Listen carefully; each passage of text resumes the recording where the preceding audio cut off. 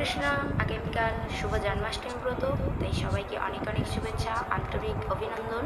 তো আগামীকাল 16 আগস্ট শনিবার জন্মাষ্টমী ব্রত একই দিনও পালিত হবে।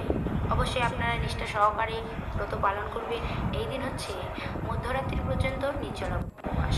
শনিবার কিন্তু ব্রতের আগের দিন পরের দিন নিরামিষ আহার গ্রহণ করতে হবে। রাত 11টা 11:30টার মধ্যে আপনারা অন্নপ্রসাদ বা রুটি প্রসাদ গ্রহণ করে দন্ত মার্জন করে রাখবেন।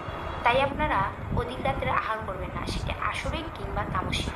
শাস্ত্র সিদ্ধান্ত অনুযায়ী বেসিক্যালি ব্রত শুরু হয় ব্রহ্ম মুহূর্ত অথবা সূর্যোদয়ের পরে থেকে। তো এই দিন হচ্ছে মধ্যরাত্রি পর্যন্ত নির্জলা উপবাস।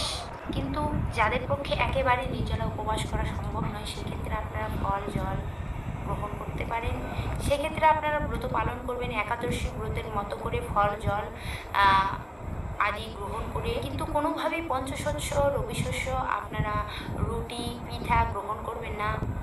পূজা অভিষেকের পরে আপনারা অনুকল্প প্রসাদ গ্রহণ করতে পারেন, অথবা অনেকেই পরের দিন পালন করতে পারেন। ব্রতের দিন আপনারা বেশি বেশিভাবে হরিনাম জপ করবেন। তো ব্রতের সংকল্প ধারণ করবার জন্য ভগবানের চরণ কমলে পুষ্প অর্পণ করে আপনারা সংকল্প মন্ত্র ধারণ করবেন। যারা মন্ত্র জানেন না, সেক্ষেত্রে আপনারা ভগবানের চরণে প্রার্থনা করতে পারেন, হে ভগবান, আমি আপনার ব্রত করতে ইচ্ছুক, আপনি আমাকে কৃপা করেন।